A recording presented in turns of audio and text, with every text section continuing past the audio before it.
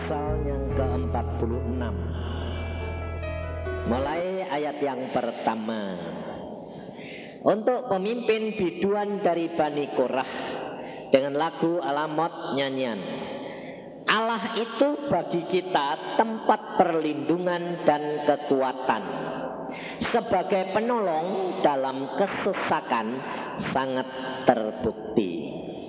Sebab itu kita tidak akan takut sekalipun bumi berubah, sekalipun gunung-gunung goncang di dalam laut, sekalipun ribut dan berbuih airnya, sekalipun gunung-gunung goyang oleh gelurannya.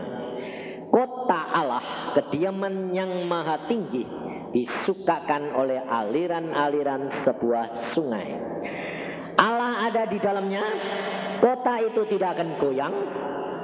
Allah akan menolongnya menjelang pagi. Bangsa-bangsa ribut, kerajaan-kerajaan goncang. Ia memperdengarkan suaranya dan bumi pun hancur. Tuhan semesta alam menyertai kita. Kota benteng kita ialah Allah Yakub. Nah,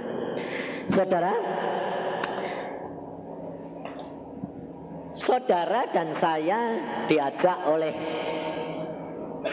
Full Gospel ini, tujuannya itu sebetulnya adalah mengajak saudara di dalam hidup ini mengenal akan Allah Tuhan kita Yesus Kristus dengan benar.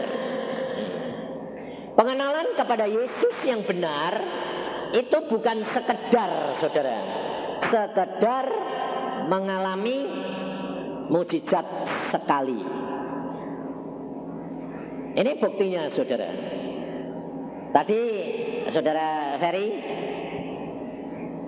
dia mendapat kesembuhan, ya dah, mengenal Tuhan lalu baru, ya dah, baru dah. Malah biasanya orang baru itu kalau mengenal Tuhan terus sungguh-sungguh bertobat, terus sungguh-sungguh minta, langsung cespleng, sembuh. Tapi lucunya kalau nanti sudah lama jadi orang Kristen, sakit, sembahyang, enggak sembuh-sembuh. Ayo jujur, betul enggak? Hah? Nah, karena apa? Karena dia tidak mengenal Tuhan dengan benar. Makanya kalau ada KKR, kalau ada kebaktian kesembuhan, nanti yang sembuh kan orang-orang baru. Betul tak? Orang yang lama-lama kan datang ya sakit, pulang ya sakit. Nah, saya kerap kali tanya sama Tuhan begini, Tuhan kenapa? Lalu Tuhan mengatakan begini, lah wong ndak tumbuh-tumbuh kok. Imane itu pancet terus. Imane itu percaya terima Yesus itu tok. Lalu kalau sudah baca Alkitab, udah malah kempes. Nah, itu gak mengenal Tuhan dengan benar saudara. Kenapa saya berani ngomong gitu? Saya ngalami dan saya menikmati sungguh-sungguh bahwa mengenal Yesus itu tambah hari, tambah luar biasa. Saya mengenal Yesus itu permulaan tuh umur 12. Karena Tuhan Yesus nemuin saya. Saya dulunya tidak mau jadi orang Kristen. Kenapa? Orang Kristen tuh munafik. Mengapa munafik? Cuma kalau ke gereja kebaktian bagus-bagus, tapi kalau di rumah maut lagi. Dan saya punya ayah ibu Kristen saudara, makanya saya tidak mau karena ayah ibu saya Kristen. Majelis lagi, tapi ribut terus di rumah tangganya. Sampai saya bilang, ini papa mama itu orang Kristen, pinter Alkitab, jadi majelis kok asal ngomong kok ribut. Aku sampai, kok bisa ribut ya? Papamu gak ngerti aku. Papa ya bilang, mbokmu sih gak ngerti aku. Lah dua-dua minta pengertian, gak bakal ketemu. Lalu saya tuh tanya gini, Mama, papa ini kok lucu sih? Kok ribut terus? Tapi aneh, anaknya kok akeh. Saudara saya tuh 9. Aku bilang, ribut terus tapi anakmu kok metu terus ini. Lah anak-anaknya kan jadi sengsara toh, betul enggak? Siapa yang saya tuh dulu hampir enggak berani kawin saudara. Karena saya ditanya mama pada waktu umur 11, "Weh besok jadi apa?" "Aduh, aku besok mesti harus jadi orang pinter." Saya bilang gitu. Nah terus, "Tapi aku tidak mau kawin." "Kenapa?" "Kawin neraka. Mama sama papa ribut terus gitu. Mana ada enak." Lah lucunya saudara, makanya saya katakan kalau orang Kristen itu harus mengenal Tuhan dengan benar. Karena saya ngalami. Dan saya punya ayah ibu yang ribut terus. Lah ayah ibu saya tanya, "Mama dan papa kok iso ribut terus kenapa?" Jawaban itu aneh. "Aku ini sudah di gua Mia." Loh, lucu toh? Pring segerit. Artinya pring itu nek nempel kriet. Jadi kalau aku mbak mama mbak papamu ini ngomong mesti ribut.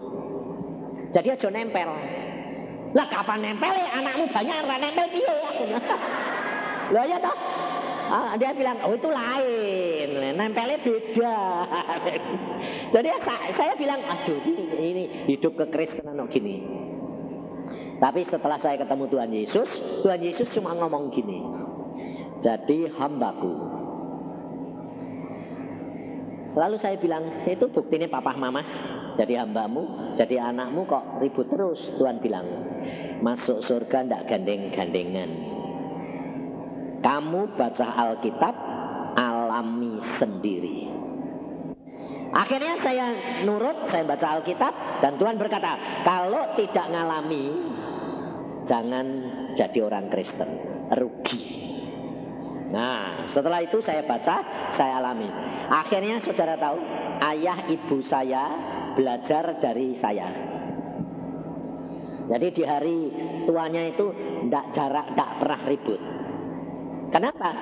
Karena lihat kehidupan saya ndak mau ribut. Lalu bilang, "Loh mah, hidup orang Kristen tuh harusnya gini." Lalu dia bilang, "Kamu ini anak baru kemarin sore ngajari orang tua. Aku ini sudah baca Alkitab." Saya bilang, "Karena papa bacanya Alkitab pakai akal, aku baca Alkitabnya dengan pimpinan Roh Kudus yang ngajari. Sehingga Alkitab itu hidup. Dan setiap kali saya menghadapi masalah, firman muncul." Ini loh saudara. Makanya saya mau mengajak saudara, saya tidak ingin saudara bergantung kepada hamba Tuhan.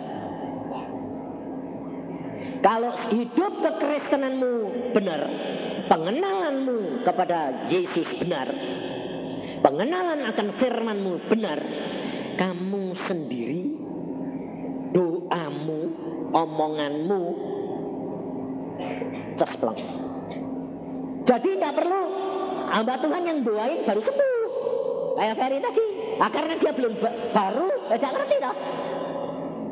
Tapi yang penting, saudara pribadi ini setiap doamu, setiap omonganmu jadi. Betul tidak? Sehingga dalam keluargamu, kamu menjadi terang, menjadi saksi, menjadi berkat. Itu yang dibutuhkan saudara.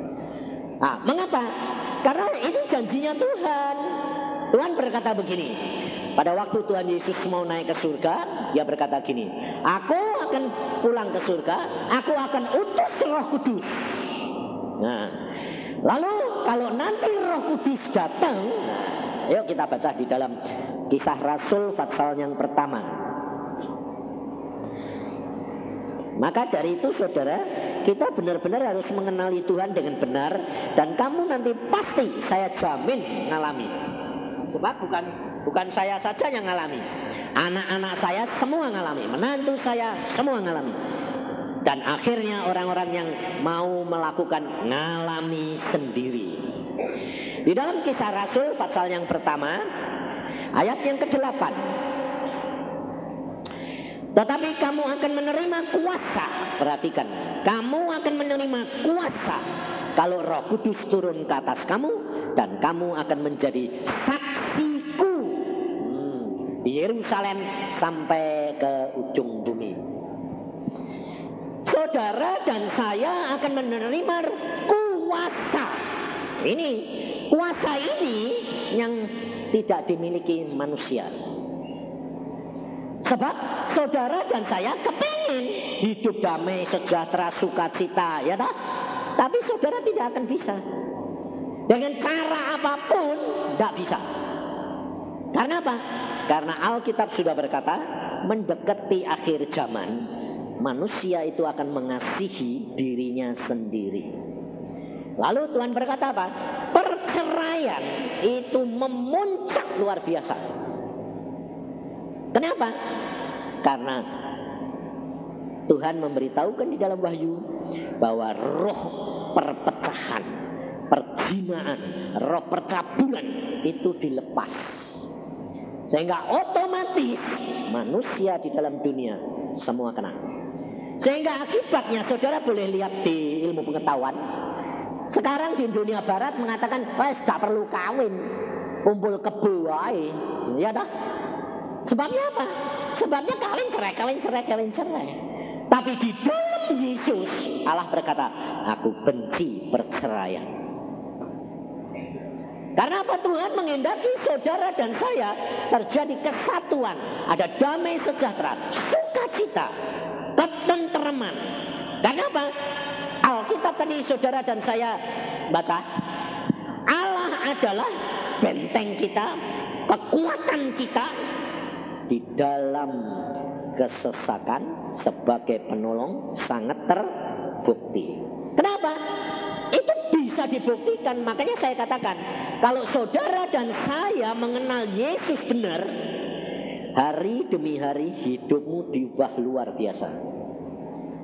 Tetapi jangan mempunyai pikiran pendapat, cara mengubahnya itu mestinya yang enak-enak lah itu loh. Ini yang salahnya orang Kristen, tidak bisa mengenal Tuhan dengan benar, itu membatasi jalan dan caranya Tuhan. Padahal kerap kali kita menyaksikan justru melalui masalah, justru melalui penderitaan saudara melihat mujizat, betul tidak? Hah? Tapi masalahnya tidak mau dah. Betul lah, mujizatnya mau lah. Lah kapan mujizatnya dilihatkan? Saudara lebih seneng dengar kesaksian yang ngalami orang lain lah. Ayo, kamu sendiri tidak ngalami. Paling-paling, oh ya. Tapi saudara nanti ngalami kesulitan, gugur. Makanya saya bilang, baca Alkitab, alami sendiri. Nanti sementara saudara baca, tidak ada apa-apa. Tidak ingat firman, tidak apa-apa. Tapi nanti saudara mendapati satu masalah, firman itu nanti dimunculkan Roh Kudus. Kalau firman itu dimunculkan, itu petunjuk buat saudara dan saya. Hadapi, alami, jalankan, engkau akan keluar dari masalah. Yesus itu luar biasanya di situ. Dan benar-benar bisa dialami dan dibuktikan.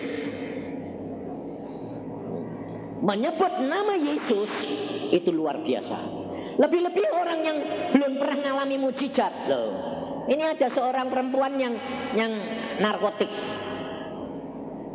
overdosis, anak muda loh, umur SMA masih ada. Overdosis, mati di taman, mati. Terus akhirnya temuin sama teman-temannya, dibawa rumah sakit, taruh di kamar mayat. Sudah dilihat di layar, tutupi.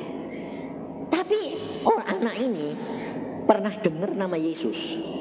Lalu dia cuma neriak saja. Dia bilang, saya tidak bisa tahu, tapi kenapa saya bisa teriak Yesus? Dia bilang, Yesus bangkit. Waktu bangkit kan buka tutupi kain kafan ini. Temennya semua terbibit-bibit lari.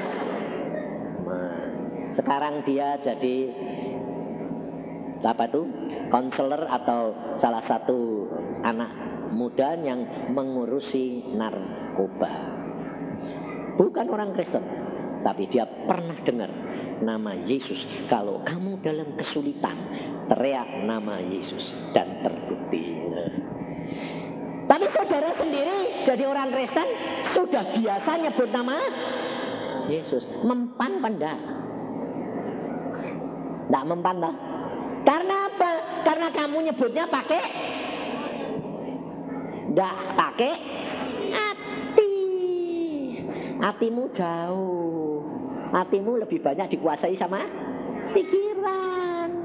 Jadi kalau mau jadi orang Kristen mesti maunya yang enak. Sembarangnya gratis. Tidak bisa saudara. Alkitab mengajar saudara dan saya harus bayar harganya. Harga apa? Harga yang saudara harus mengenal Yesus. Karena Tuhan Yesus berkata apa? Kalau kamu mau jadi muridku, sangkal diri. Nah, itu susah saudara. Sangkal diri itu paling susah.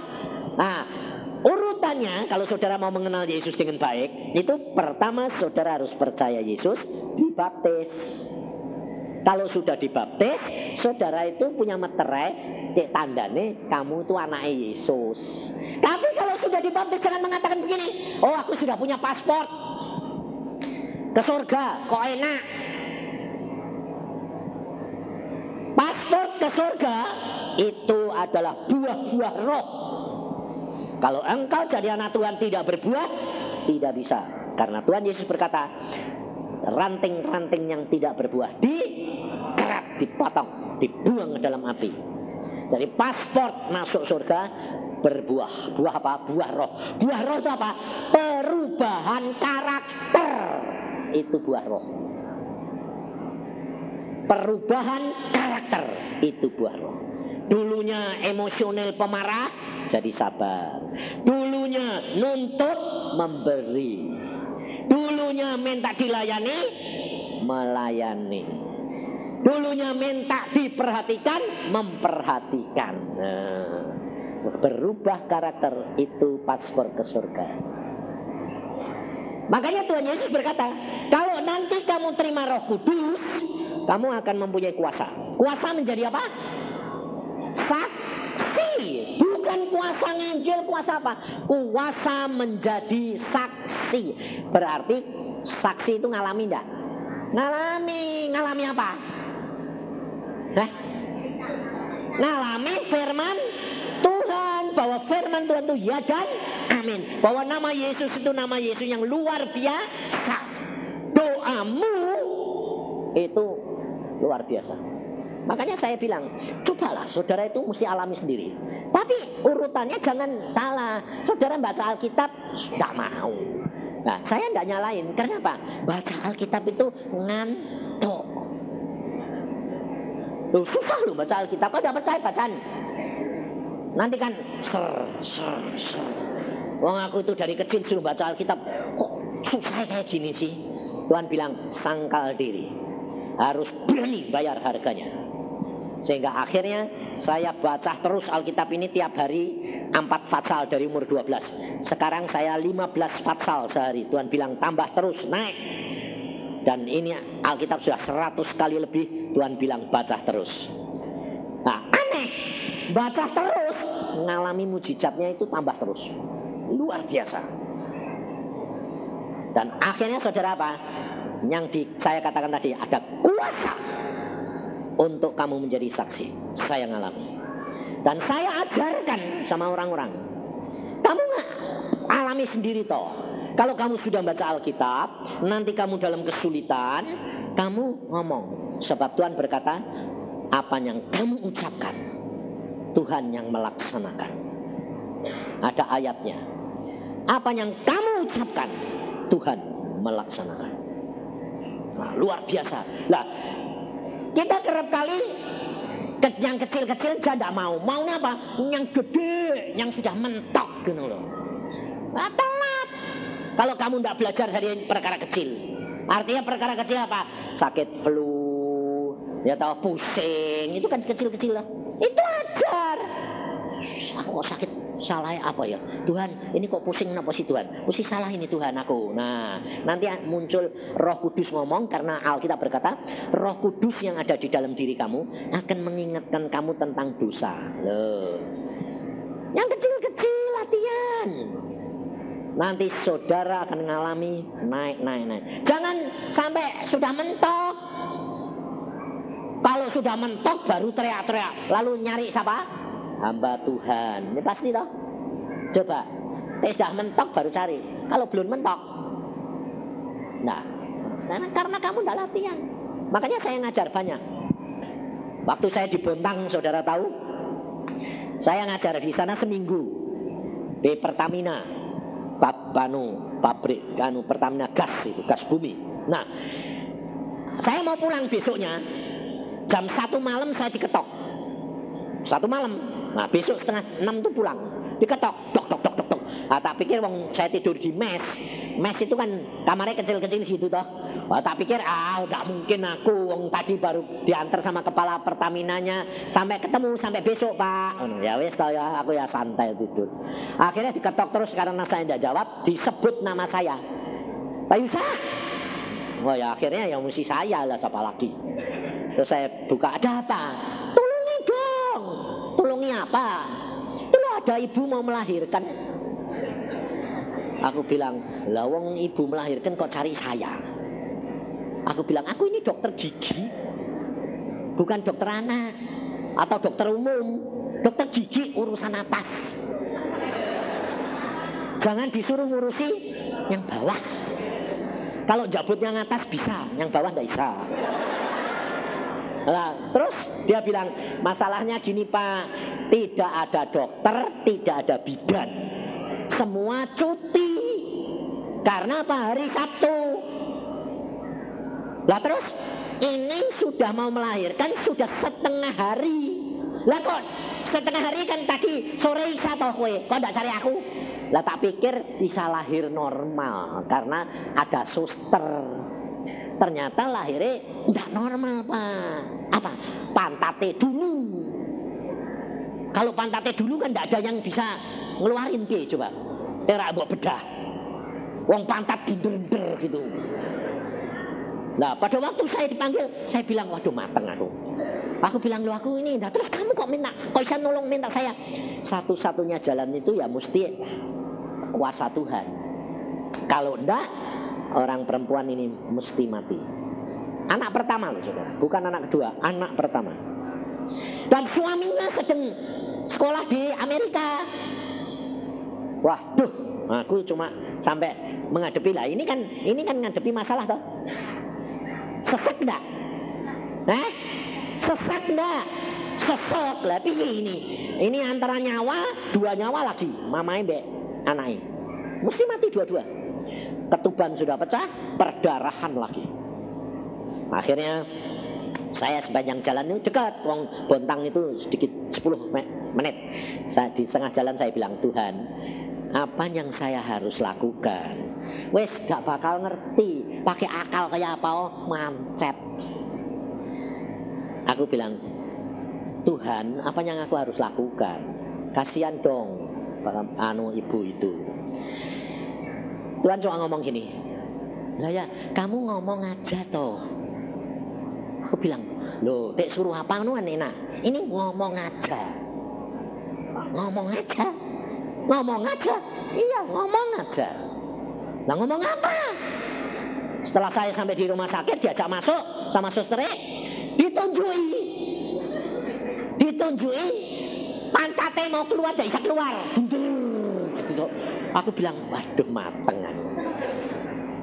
Sebab kepala Pertamina belum lihat, tidak boleh toh. Nah, ini tapi mau ngaku hamba Tuhan dan dokter ya boleh, meskipun gigi. Jadi itu loh dokter.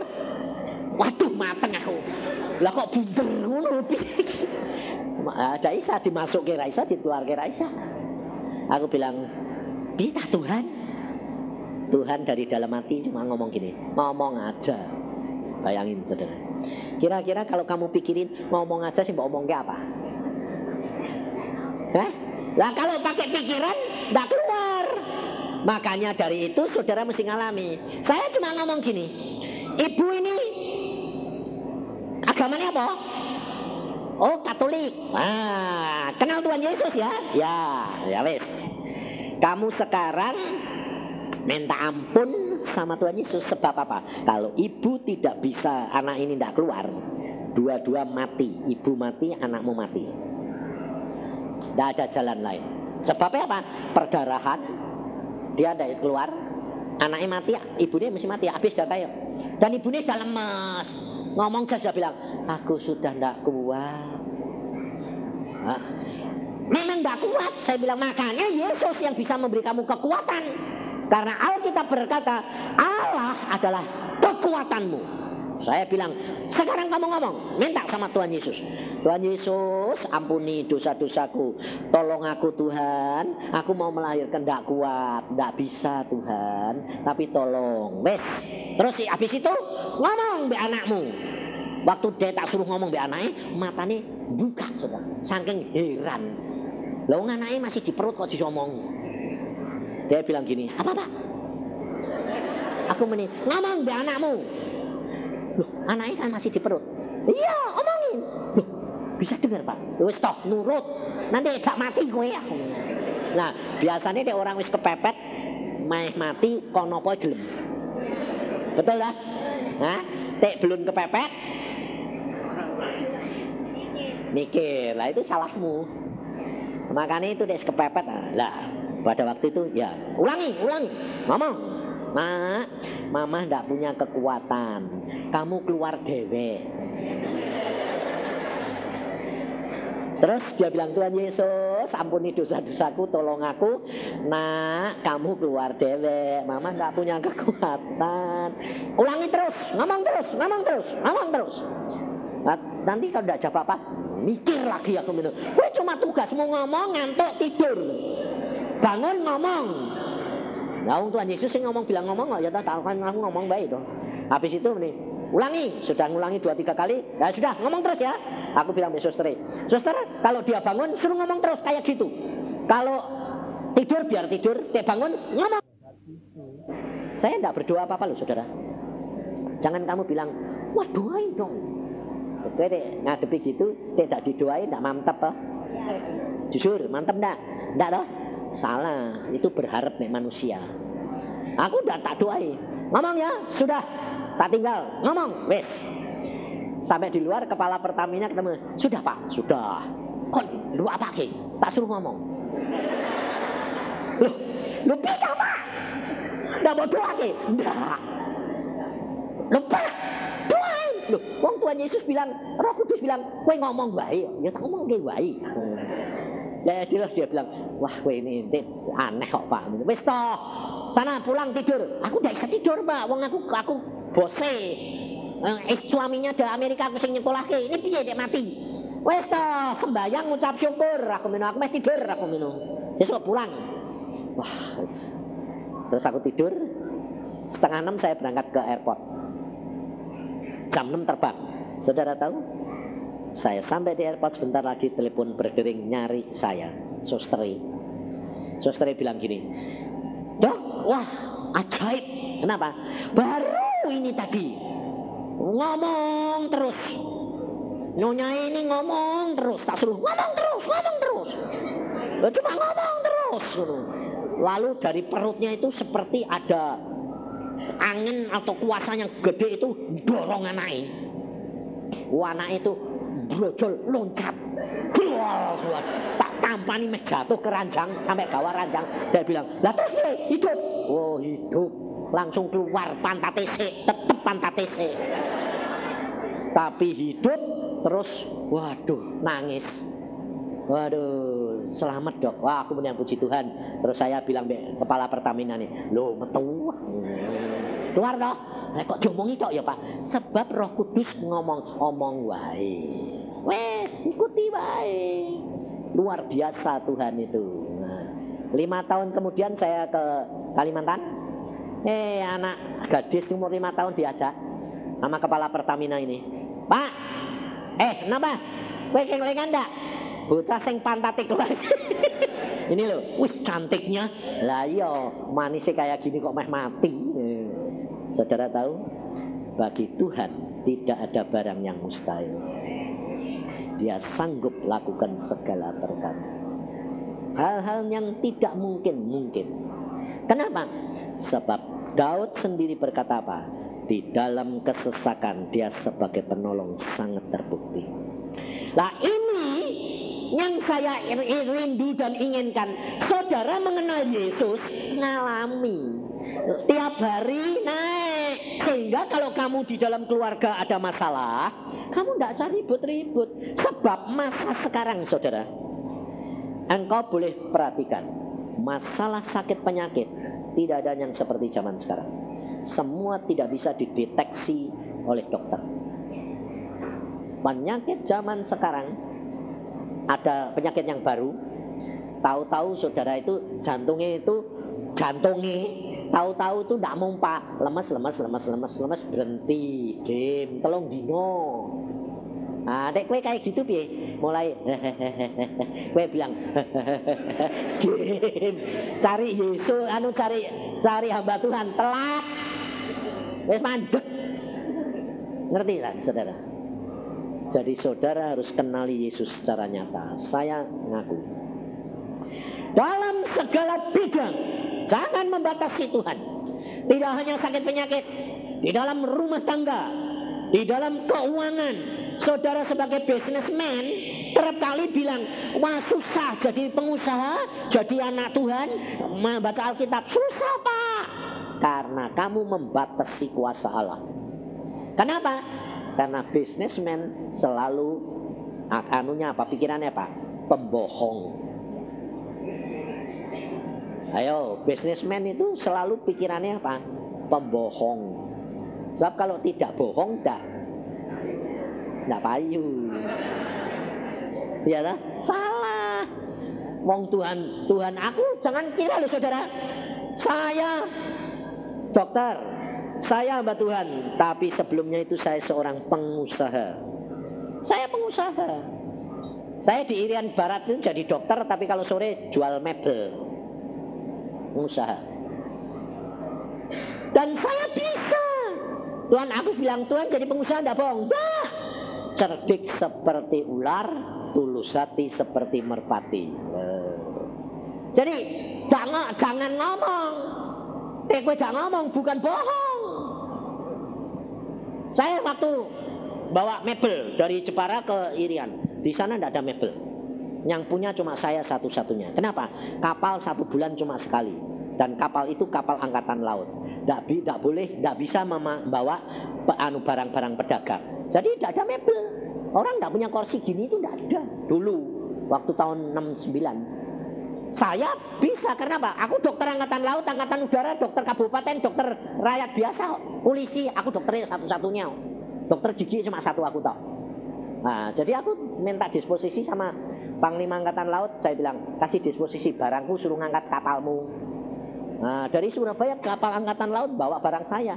Barang dokter Cipto harus diangkut. Loh, jadi saya yang punya barang loh. Nah, saya enggak jual, terbit. Dijual repot. Saya pakai, saya panggil pedagang yang pintar, yang kaya-kaya, mampir. Lihat barang, wah, kok punya kursi ukiran bagus gini. Mbok tak beli nih. Ya beli ya. Ya, padahal aku punya banyak di gudang, tapi tak setel sama satu. Waduh, enggak ada yang punya ini kayak gini. Lah ya. Ya berapa mau tak beli? Ya beli ya. Berapa? 125.000. Lalu dia tanya, loh belimu berapa? Aku bilang, jangan tanya beli nih, gak ada barang. Yang mau banyak. Oh ya wis, ambil. Diangkut. Padahal saya beli ini dari Romaan, dari Jepara 25.000. Saya jualnya 125.000. Loh, ayo, itu salah pada? Nah, enggak, bohong enggak? Enggak ngomong kok. Ada aku ngomong, beli ini 75 ongkos kirim, bohong. Jangan, minta hikmat. Enggak ngomong, itu enggak bohong. Maka dari itu saya kaya raya di sana, saudara. Dalam 6 bulan saya punya mobil nomor 1 di Biak. Jadi saya kaya raya. Maka dari itu saudara, saya ngajar, sekarang anak saya yang paling kecil pengusaha. Saya ngajar juga video, jangan bohong. Jujur di hadapan teman-temanmu, tetapi kalau tidak perlu ngomong, jangan dibuka. Itu tidak bohong, merupakan rahasia sendiri. Nah, bagaimana supaya kamu tidak buka? Sembahyang. Tuhan tidak usah tanya orang itu. Jadi tidak tanya. Sebab kamu punya kuasa. Kuasa apa? Menjadi saksi. Kuasa apa? Ngalami akan firman Tuhan bahwa Allahmu yang memberkati kamu. Saudara tahu? Luar biasa Tuhan. Kamu mau buka cek, mesti berdoa. Mau beli, mau transaksi, sembahyang. Gak usah masuk kamar. Ngomong di dalam hati. Tuhan Roh Kudus tolong pimpin. Alami sendiri. Sakit apapun alami. Sebabnya apa? Saya ngalami. Istri saya ngalami. Saya itu kena serangan jantung tuh 4 kali. Yang ketiga kali saya mati. Ngerti saudara? Mati. Ketemu Tuhan. Tapi suruh balik. Tuhan bilang tugasmu belum selesai. Balik. Aku bilang aku kepengen pulang. Balik. Nanti tak jemput dewek. Balik sembuh. Ya sempurna. Padahal saudara saya kena serangan jantung pertama kali. Lumpuh total. Tanya istri saya. Lumpuh total. Aku bilang, wih, aku lumpuh yang. Kenapa itu? Nggak percuma. Kue panggil dokter. Oh, tak dibedah-bedah bucelah. Wes, ngucap syukur. Terima kasih Tuhan. Kalau hal ini engkau berikan kejadian, pasti engkau punya maksud. Apa maksudmu Tuhan? Sebentar lagi ada suara. Sebentar lagi mati. Muncul firman. Hidup untuk Kristus. Mati adalah untung. Wes. Kamu pengecut. Anakmu masih kecil-kecil. Kamu mau tinggal mati. Istrimu menderita. Muncul firman.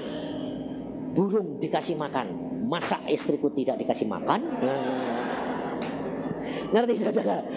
Itu dialog gitu. Lalu saya bilang, muncul lagi Alkitab. Ngucap syukur dalam segala perkara. Saya cuma terima kasih Tuhan, terima kasih Tuhan, terima kasih. Lalu istri saya bilang, lah aku berbuat apa yang kamu di sebelah saya sambil tidur, sambil sembahyang. Selesai, sebabnya kamu penolong. Ya udah. Sampai akhirnya dia ketiduran. Nah, ngantuk toh. Ngantuk, justru saya mau mati, saya teriak. Terima kasih Tuhan. Sekarang waktunya ini selesai nih. Jantungnya macet, klek. Aku bilang, terima kasih Tuhan. Tuhan bilang apa? Hidup. Loh. Jadi cuma begitu itu jantungnya kayak orang diledaki. Urip. Sampai istriku itu bangun di samping saya bilang, ada apa yang meledak jantungku? Wes urip aku. Loh, terus ya latihan. Saya latihan jalan, latihan gerakin 2 minggu. Sempurna. Sekarang kamu lihat, enggak ada tanda-tanda luar biasa toh Tuhan. Tergantung pengenalanmu sama Tuhan. Makanya saudara alami sendiri. Makanya nanti kamu tambah hari tambah kenal. Anak saya dari kecil selalu saya didik sama Tuhan sendiri. Alami sendiri. Berdoa, percaya, baca Alkitab, alami. Semua ngalami. Dari sekolahan sampai cuaca, sampai sakit penyakit, sampai kawin, sampai punya anak, ngalami semua. Luar biasa. Saya bilang, itu pengenalan akan Yesus. Tapi saudara harus bayar harganya. Harganya apa? Baca Alkitab. Supaya saudara mengenal pribadinya Yesus. Apa yang Yesus senang, apa yang tidak. Yang tidak suka, jangan lakuin. Tapi kalau kamu nanti ngelakuin, pasti digebuk, dicewer, diselentik. Nah, tapi lumayan, dari situ saudara tahu, itu tidak boleh. Karena kamu semuanya ini di hadapan Tuhan itu adalah mutiara-mutiara Allah. Kalau mutiara itu dalamnya pasir apa? Pasir toh? Kalau lapisannya tipis, pecah enggak? Pecah kelihatan pasir. Selama kamu dilapisi dengan lapisan mutiara yang indah, selama Yesus firman membungkus kamu, Roh Kudus ada di dalam kamu, menguasai kamu, kamu akan tidak kelihatan pasirmu. Watakmu asli itu hilang semua. Tapi demikian kamu pecah, tipis, muncul pasirnya kembali. Makanya hati-hati, watakmu ini akan timbul lagi. Saudara tahu? Saya kalau kurang sembahyang sedikit, emosi. Asal emosi, istri saya bilang gini, yang sembahyang. Nah, makanya suami-suami itu kalau diingatkan istri itu jangan malah biasanya itu gengsi. Nek diomongi malah gengsi ini timbul. Tidak boleh, mesti belajar rendah hati. Sebab istri itu penolong, tapi jangan menjadi penasehat. Istri itu biasanya tugasnya itu menolong, tapi yang dilakukan bukan menolong tapi menasehati. Betul enggak? Yang dinasehati kepala. Ya tak nurut. Gengsi ini malah muncul. Nolong itu dilihatkan, didoain, kecemplung aja ditarik. Belum kecemplung sudah. Ayo, udah kecemplung loh. Gak bisa, orang lagi gitu kayak gak bisa. Ben kecemplung sih, agak ditarik. Itu penolong, betul lah. Tapi kamu kan gak ada. Sebelum kecemplung toh Pak, gak bisa. Wong laki-laki itu gengsi. Jar kesek kowe sembayang, meskipun kecemplung sekalipun, ndak sampai mati. Wong Tuhan bilang, orang yang hidupnya berkenan kepadaku, jatuh sekalipun ndak geletak. Jadi jar kesek kecemplung, jar kesek tiba. Kowe sembayang, rasain lu. Nanti kalau sudah gitu, sudah ngalami 1-2 kali, si suami sadar penolong itu penting. Nah, nanti berubah ya Pak. Dek menurut kowe piye mah? Loh, baru penolongnya ngomong. Tapi penolong kerep kali apa? Belum ditanyai, dek menurut kamu piye? Wes nerocos wae. Lah ya sing diterocos kaya dikuliahi. Iya marah.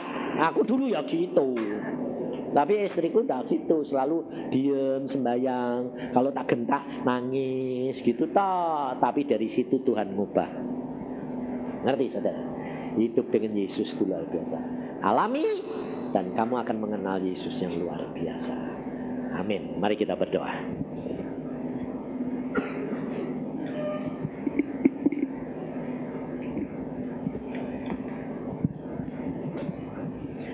Tuhan, firman-Mu sudah hamba sampaikan. Biarlah firman ini tertanam dalam hati dan pikiran mereka. Dan Tuhan Roh Kudus, kalau mereka mau membaca firman-Mu dan berdoa, setiap saat mereka mengalami masalah, firman-Mu akan muncul menjadi penolong dan mereka akan keluar dari masalahnya. Sehingga mereka mengalami secara pribadi demi pribadi. Karena Tuhan kita adalah Tuhan yang nyata, bukan teori.